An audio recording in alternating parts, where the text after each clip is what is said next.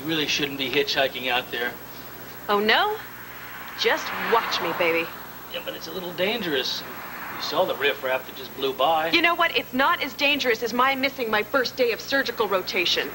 If I'm late, I'm dead. Eve, come on, just wait in the car. Why, you think you're gonna fix the stupid thing? Yeah, I'm gonna fix it. Well, then hurry up! It's 100 degrees out here, and I'm not stepping foot in that car until the air conditioning's running. Well, it might be running a little quicker if you were to help me out instead of standing out here showing off your shapely figure to every pickup truck that goes by. Well, I am just using my assets the best way I know how. Well, I think your assets would be better used in there. I'm a doctor, not a mechanic. Dr. Evelyn Lambert. What a pity.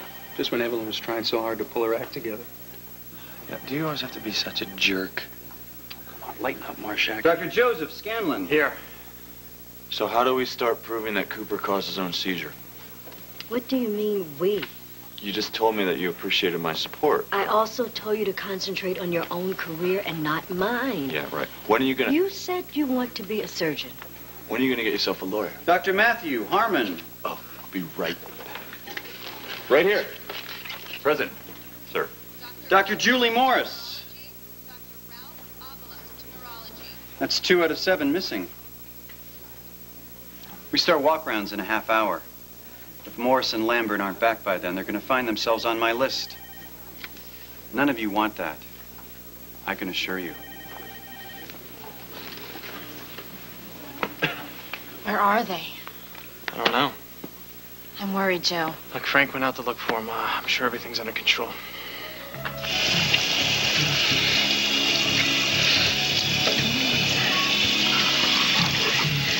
Oh, Julie. Can't do this. We can't. Not now.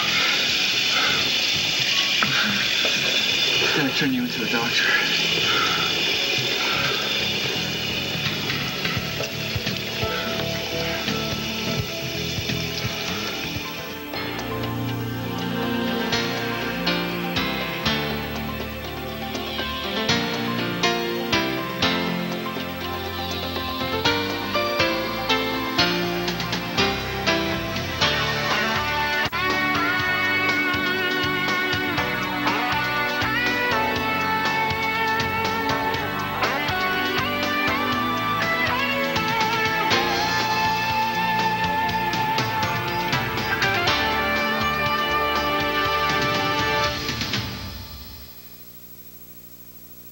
Let's go over this one more time. Mrs. Steinman, room 1030, mid-30s, good health, admitted for an emergency appendectomy.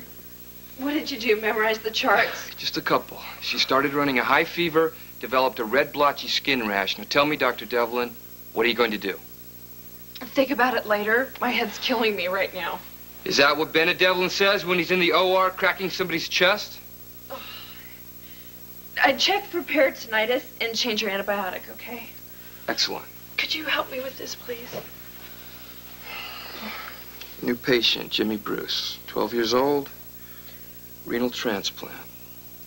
Admitted post-op, high fever. Anything else?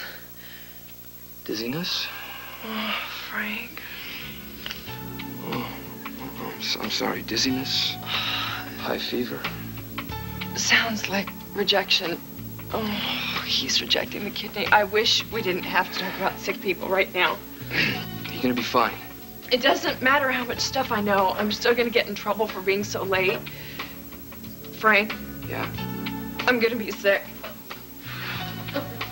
Are you holding that choke cable like I told you to do? Don't talk to me like that. If I can insert a Foley catheter, I can certainly hold on to this damn cable. No, it should be starting. Something's wrong here. Don't blame me.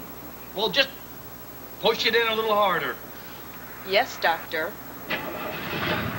Yes. We'll be at the hospital in no time. Hey. You owe me $50. You're a genius. Take a check. What? You might want to fix yourself up a little bit. Why do I look that bad? Oh, my God. Oh, my God, I look like a grease monkey. Oh, I don't think anybody will notice. Oh, jeez. You know what? This isn't funny. No, it's not. If it weren't for you, I'd be at the hospital right now. If it weren't for me, you'd be on the number 69 bus. I got the car started, didn't I? Listen, this internship means everything to me. And there's just something about the combination of you and me that spells doom for my career. Come on, I'll get you to the hospital. I'll take care of everything. How do I know the car won't break down again? Well, I don't know. You're just going to have to trust me. I'm going to regret this. I know I will regret this.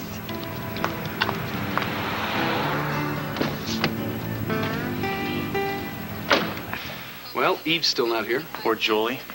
When's Attila the surgeon coming back with his list? His name's Dr. Boardman. Boardman. How appropriate.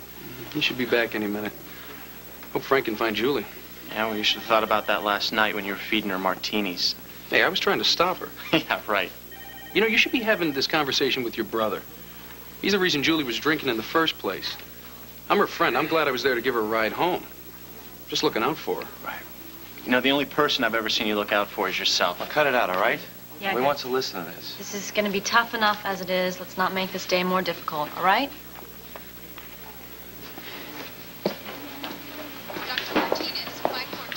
I don't know why I let that guy get to me. He makes me crazy. Well, just stay away from him, okay?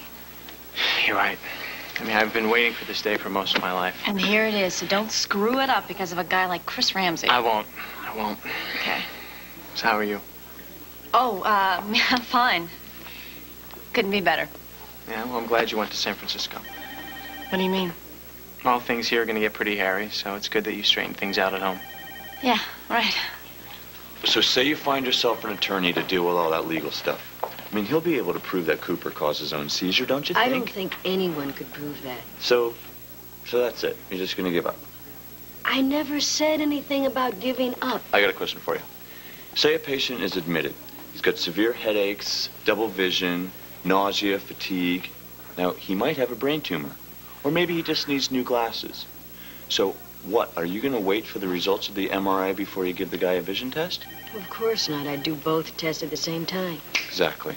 You're going to follow two courses of action simultaneously. Your point being? You go ahead and listen to Lee Baldwin. You get yourself the best lawyer in Port Charles. And while your hotshot's working on the case, we're going to be working on our own little theory. Since when did it become our theory? Oh. Well, it's really my theory. But I'm willing to let you in on it. Thank you. I mean, I think the hospital would just love to be able to say that Greg Cooper did this to himself. I mean, you saw Lee Baldwin's face light up when I suggested it, right? I also heard him say that it would be difficult to prove. No, we can do this. We can. Even though we might not look a lot like Nick and Nora Charles, you know? Okay, if you'll excuse me, I gotta go learn how to be a surgeon. Talk to you later.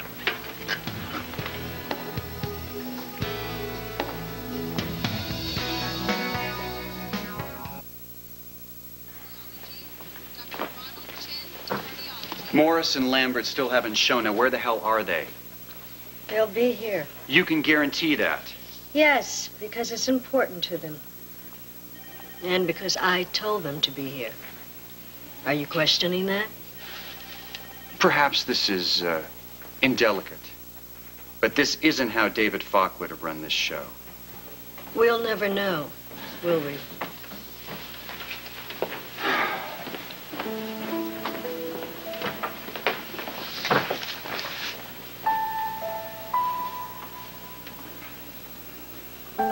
Turando. What's Turando? You really are hopeless. It's only the greatest opera of all time. David Falk, if you think I am sitting through some opera... If I'm named chief resident, you are. Not until you agree. Oh, David, come on. Those things are like 4 hours long. Burgess, we made a deal. Whoever was named chief resident would celebrate in the fashion he or she deemed most enjoyable in the company of the loser. All right. Don't worry, I'll buy you dinner first. Where? A vegetarian restaurant I know. They do marvelous things with okra. Okra? Of course, now, if you're selected, we'll have to do some of the things that you most enjoy. Suturing a forehead, perhaps, or barking at orderlies? Hey, You need to get out more, Burgess. you pushed me into this. Just like you pushed me into applying to be chief resident. Don't be ridiculous. Huh? I don't have a chance. You know you have that job locked up. You give up too easily. Why did you think I should go for this? Well, because you want it, for one thing, and because I enjoy competition. Real competition. And the other applicants were, well, disappointing. You see me as real competition? Don't be coy. It doesn't suit you. You know you're the finest resident in emergency medicine who ever came through the program. And all the times that we've been friends, that's the first compliment you've ever given me. And I shouldn't have given you that one. You should know how good you are, and you should fight for every opportunity that's available to you. Give me that letter. I can't take the suspense any longer. Not until you say what we're doing if you're selected. Bowling. You said to fight for what I want. Bowling. That's right. Followed, no doubt, by patty melts and beer. Followed by pasta in a good restaurant with white tablecloths and no okra. What will it be? Turandot or the Lanes?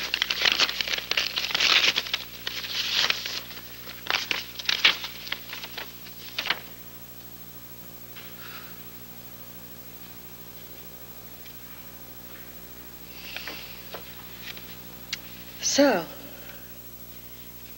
how am I supposed to dress for the opera? Ellen. You know what I think? What? Next year's interns, their lives will be hell. But by the end of that year, they will be on their way to being the best. Because you are the best. And because you won't settle for anything less. You push them the way you pushed me.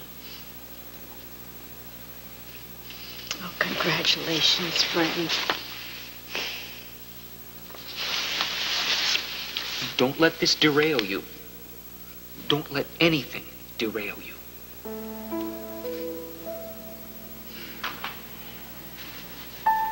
I won't.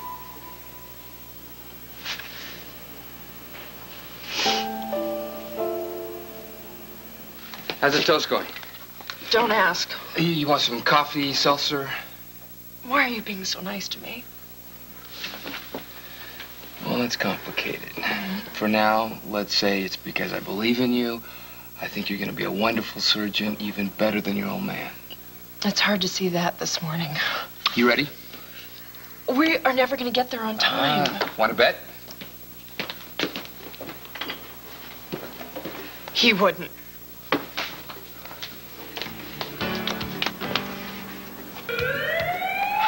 He did. You look like hell.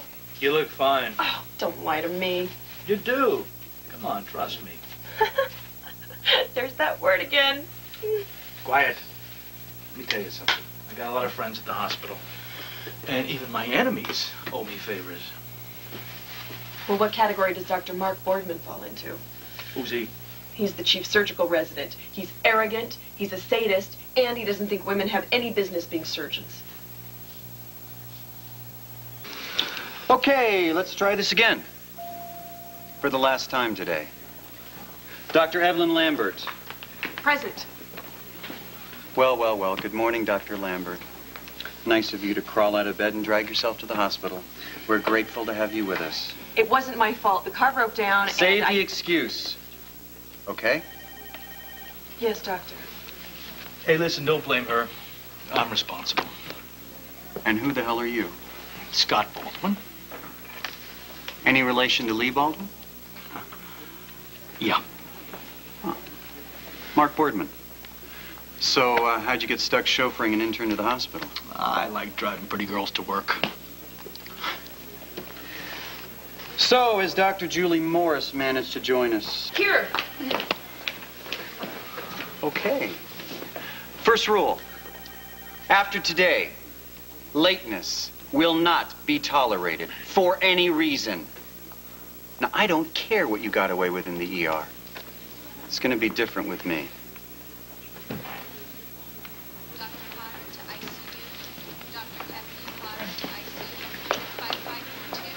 Hi, Scott to the rescue again.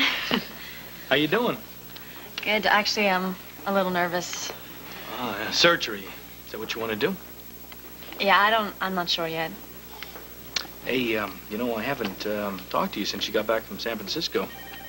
Yeah, I know. I gotta go. This guy really means business, so I'll give you a call. You better. Okay. All right. Bye. Knock 'em dead. Mr. Baldwin, may I speak to you for a minute? Listen, don't be too hard on Eve. It was not her fault. No, this is not about Eve. I need your help. I'm looking for legal representation.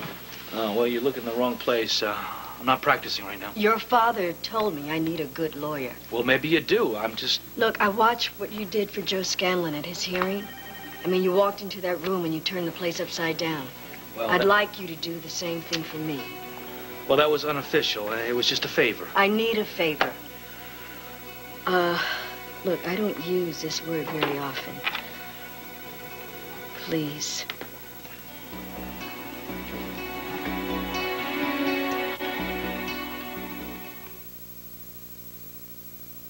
So Greg Cooper's attorney has filed a malpractice suit against the hospital, naming me. Now he's offering to make a settlement out of court, but only if there's some kind of admission of responsibility from me. Admission of responsibility? What is that supposed to mean? It's not a legal term? No, it's not. What do you think I should do? Well, first of all, don't admit to anything. Okay? I need to get Cooper's lawyer's game plan and how the hospital has responded to it. Do you have a transcript of the meetings that went on with the hospital lawyers? I didn't even know such a thing exists. Well, my father's counsel for the hospital, and if he's had any conversations with the opposing lawyers in a malpractice suit, you can bet your tongue depressor that there's a transcript of it. Fortunately, the hospital's not legally bound to show it to you. Somewhere in this hospital is a transcript of meetings that concerned me, and I don't have a legal right to see it? Well, this is not a court of law. There's no disclosure. Isn't there a way for me to get my hands on it? Well, we can subpoena the files, but that may take some time. Let me ask you something. Do you have any friends here in high places? None. Well, okay. Well, I'll make some calls, and I'll see what I can do. In the meantime, just try and get your hands on the transcripts, okay? How am I supposed to do that? Use your imagination. Mr. Baldwin, I suppose this means you're taking the case. Looks that way. Shouldn't we discuss your fee? Oh, what's the point? You couldn't afford me. Someday, maybe I'll ask you for a favor. See ya.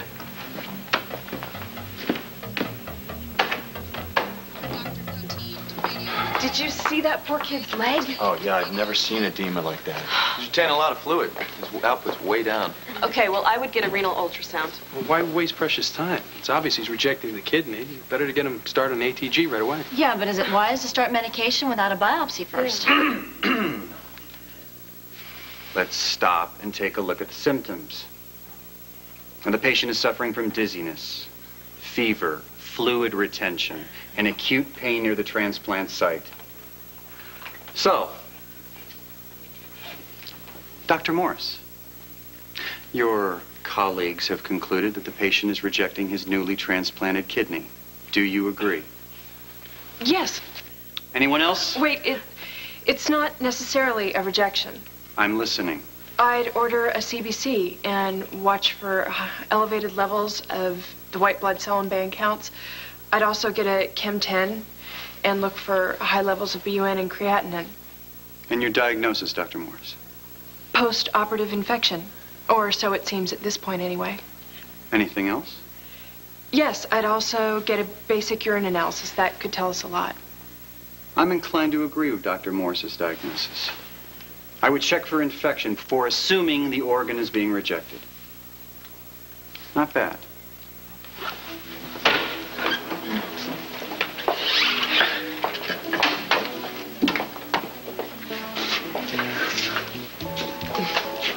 Curses. Foiled again. What, are you going to start twirling your mustache now? I mean, actually, you look pretty good with those sideburns you get working. Oh. Thank you.